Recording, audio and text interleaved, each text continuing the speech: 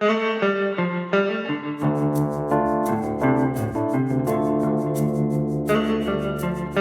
everybody, I'm Matt. This is the 10-Minute Bible Hour podcast, and I am in a hotel room in Cody, Wyoming. It's cowboy chic. It has log beds. Well, they're mattresses, but the frames are made of logs, and it's got this cool like cowboy rustler rope where normally wood trim would go. They just did all the edges like that. It's really absolutely lovely. We finished up our Yellowstone thing the last couple of days. It was really fun. We've gone there a bazillion times as a family because this is where we're from. But this is one of the most interesting visits we've ever had because the animals are all out, even though it's the middle of summer, because there just aren't that many people around, because the world is weird right now and people aren't going to Yellowstone apparently. So it was really fun. And if you sat any of my kids down or my friends down who we traveled with and you asked them what went on, they would give you roughly the same events. We saw a wolf. We ran into an Italian guy and his family, and we took pictures of them and talked a whole bunch, and that was really fun. We had an awful, horrible meal at Old Faithful. The sun was perfect at Old Faithful, and the eruption looked about as good as we've ever seen it look, but they might not give you those details in the exact same order. Now, in my brain, it's really simple because Yellowstone is a big circular caldera, right? It's the basin of a giant supervolcano, and because the basin of the giant supervolcano is where all of the interesting geothermal features are, the road, of course, follows that exact rim so that you can see all of the geothermal features. So I think of it as a clock where you come into the park at 6 o'clock and then you go clockwise around to 3 o'clock, you go out to Cody, and you come back down to where we live. But my kids aren't driving. They don't conceive of it like that. They conceive of it as a series of anecdotes that they arrange usually in order of importance. We've talked about this on the YouTube channel before as well. So if you ask me to give a recounting of what happened yesterday at the park, you're going to get the whole thing organized chronologically in that 3/4 of a clock clockwise motion. But if you ask my son, who's 9, you're just going to get the stuff that he found most interesting, and he'll leave off other things. And if you give him the impression that you really like animals, then he'll tell you all the animal stories in whatever order he happens to remember them, and that works just fine. You wouldn't call either of us liars, and you'd be able to reconcile the stories very easily. Well, when we get to Matthew chapter 8, and the events that happen as Jesus is coming down from the Sermon on the Mount, we run into some apparent surface-level chronology issues between the account in Matthew and the corresponding account in Luke. Of course, in Matthew, as you know from hanging out with me for the last couple of weeks, Jesus heals the guy who has leprosy, and then immediately after that, starting in verse 5, he heals the centurion's servant. And then Matthew goes on to record in an order that looks like it's chronological. I guess it's not smoking gun obvious it's chronological, but it looks like it's happening in order. Jesus goes into Capernaum, and we get a whole bunch of Capernaum and around Capernaum anecdotes that flesh out more about Jesus' authority over, everything that limits people. Remember, we talked about 5 of the things that limit all people the other day, and he's just going to set those pins up and flick them down one at a time to demonstrate that he has authority over all of that stuff. So Matthew clearly has a structure here that he is trying to achieve. That is, Sermon on the Mount is awe-inspiring and really makes the audience think, not just on the individual existential spiritual level, which has been the larger point of focus for us because most of you in the audience are not Jewish, and we are thinking about this way after the fact. But in addition to that existential spiritual level, he is also framing this up to tackle the question we dealt with at length yesterday, which is again that question of old family of faith, new family of faith, fulfillment of the old family of faith with the new family of faith, and how all of that fits together. So it would make sense then that Jesus would need to demonstrate that authority that Jesus has to make the claims in the Sermon on the Mount, while also demonstrating his authority over the social and religious and cultural assumptions of the day, all of which are challenged in these back-to-back anecdotes in touching a man with leprosy and engaging positively with the occupying Gentile Roman centurion. And of course, all of this is structured with a Jewish audience in mind and trying to make that Jesus is king of the promised kingdom. This is what we've all been looking for thing come into focus for them. But you jump over to Luke, and Luke is not writing to Jewish people. He's not trying to make the case that Jesus is the fulfillment of all of the Jewish things that he assumes his audience would be familiar with. No, he doesn't assume his audience would be familiar with all of that stuff. And in fact, Luke offers more lengthy asides and explanations of all of these little Jewish cultural flourishes and stuff from what we would call the Old Testament. So Luke then is writing to a larger audience, an overwhelmingly Gentile audience, and he's trying to make the case that Jesus was innocent of what he was charged with by the law. People are going to look at this and be like, hey, you don't want to cross Roman authority. And the state, of course, had determined that Jesus was guilty of a capital offense and killed him. So Luke is writing an apologetic to say, oh, here's who Jesus was, here's what he did, and here's a vindication of Jesus, demonstrating that he was not guilty, and not only that he was not guilty, but that he is, in fact, the Son of God and the Redeemer for all people, Jew, Gentile, everybody. So we get over to Luke chapters 5, 6, and 7, and that's where we run into the same content that we're seeing in Matthew. Now, you might remember from early on, when we're looking at Matthew and Luke on like the birth narrative stuff, it lines up pretty closely for quite a while. Temptation and baptism and things like that, we had a pretty easy time bouncing back and forth. But then the chapters quit corresponding after that, and Luke sneaks his account of the same teachings that occur in the Sermon on the Mount into Luke chapter 6.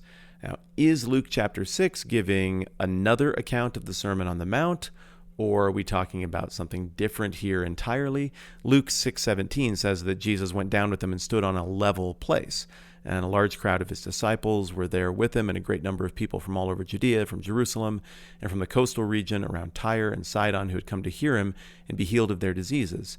Those troubled by impure spirits were cured, and the people all tried to touch him because power was coming from him and healing them all. And then he looks at the disciples and he says, "Blessed are you who are poor, for yours is the kingdom of God. Blessed are you who hunger now, for you'll be satisfied." And if you're listening closely, you're like, wait a minute, that does sound like the Sermon on the Mount. This is the same stuff. But apparently Luke is either giving a condensed version of Matthew's larger version that he recorded of the Sermon on the Mount. That would make sense.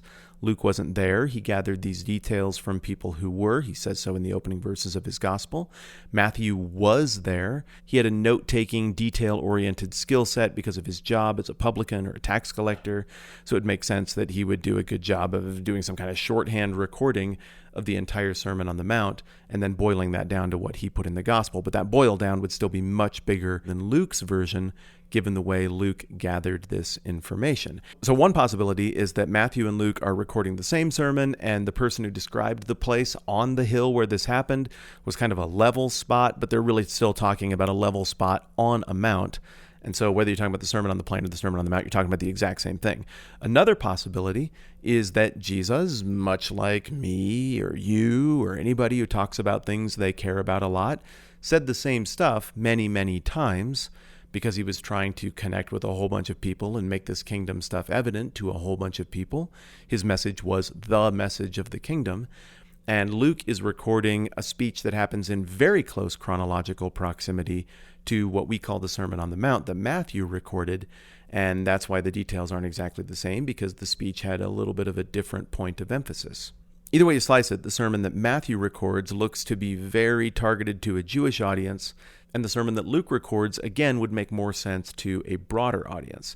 Either way, the sermon gets over with in Luke chapter 6. It ends with the wise and foolish builder thing, the same way the Sermon on the Mount in Matthew 7 ends. And then we bounce over to Luke 8, and we discover that the Centurion healing thing is the next anecdote. Oh, well, where's the leper deal? I mean, that seems like it's a really giant thing. He touched a leper, and everybody was impressed, and that would have challenged all the paradigms of the world. Where does that go?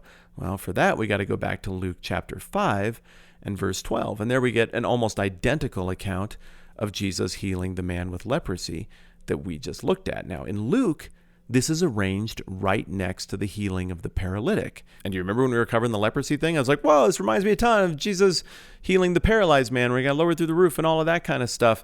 Because at the end, the controversy would have been, what's the bigger deal? The miracle that happened here, or what Jesus is really saying and proclaiming and the authority he wields spiritually and socially?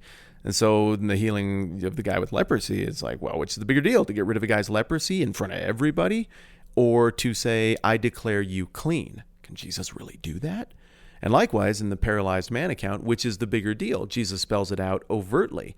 Is it to say your sins are forgiven, or is it to say get up and take your mat and go home? So then Jesus is like, well, just so that you know that the Son of Man has authority on earth to forgive sins, I tell you, there, mister, get up and take your mat and go home. And the guy does that, and everybody's blown away.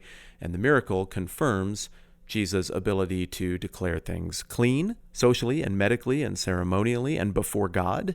And the paralysis episode confirms Jesus' authority to declare someone forgiven. So Luke puts those two right next to each other. But what's interesting is he doesn't use any particular chronological language with these anecdotes in Luke chapter 5 that correspond with what we're looking at in Matthew chapter 8. Instead, these open with, while Jesus was in one of the towns.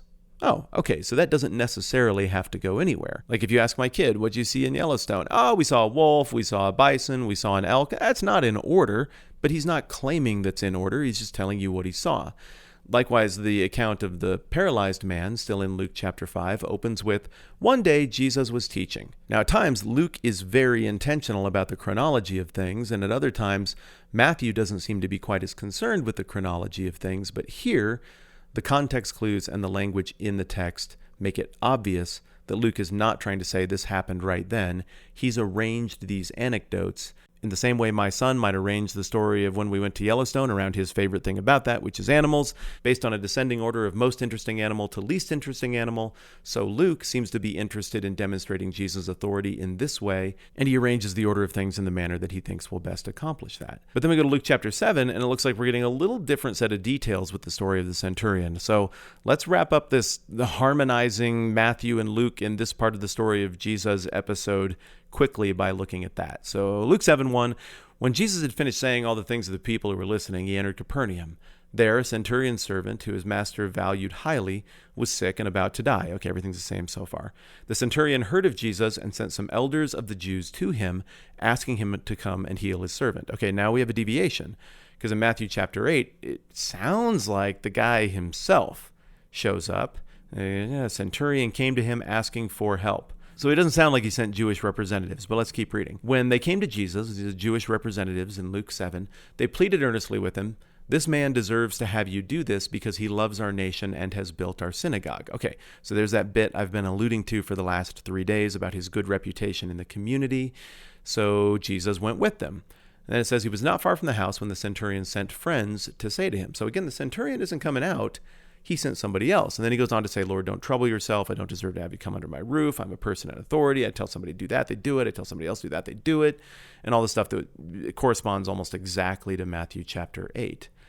When Jesus heard this, he was amazed at him, and turning to the crowd following him, he said, I tell you, I've not found such great faith even in Israel. And then that's it. He doesn't go into any of the larger stuff that he does in Matthew chapter 8 about Israel and Abraham and Isaac and who's on the outside of the party and who's on the inside of the party. Why? Well, obviously, that wouldn't interest Luke's audience at all. They wouldn't be asking those questions.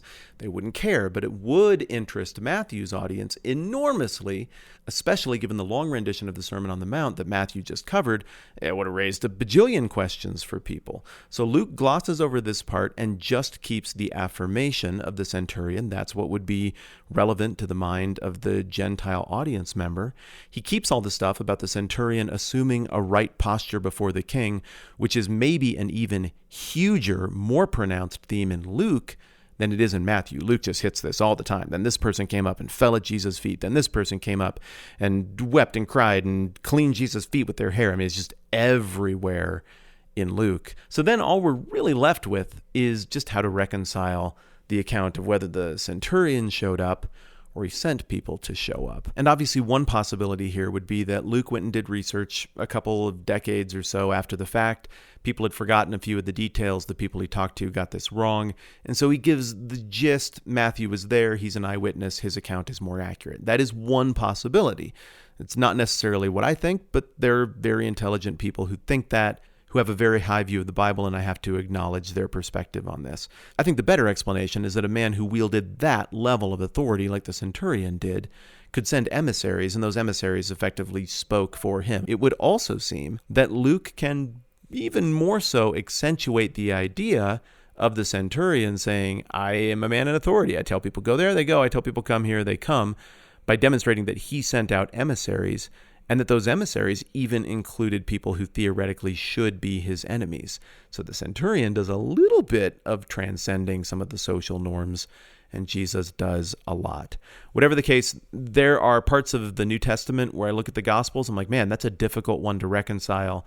This is not one of those places, but I felt like It just deserved a whole episode of breaking down how all of these timelines fit together between the two most detailed corresponding synoptic gospels, that being Matthew and Luke, and hopefully you found it interesting as well. Thanks again for hanging out with me on my Yellowstone trip, which is now about to be concluded, so we'll be back to normal audio next time around. You're patient and awesome for working with me as I took this whole thing on the road. And also, as I try to do, hopefully at least every week, I want to say a huge thank you to the patrons of the program at patreon.com/thetmbh podcast.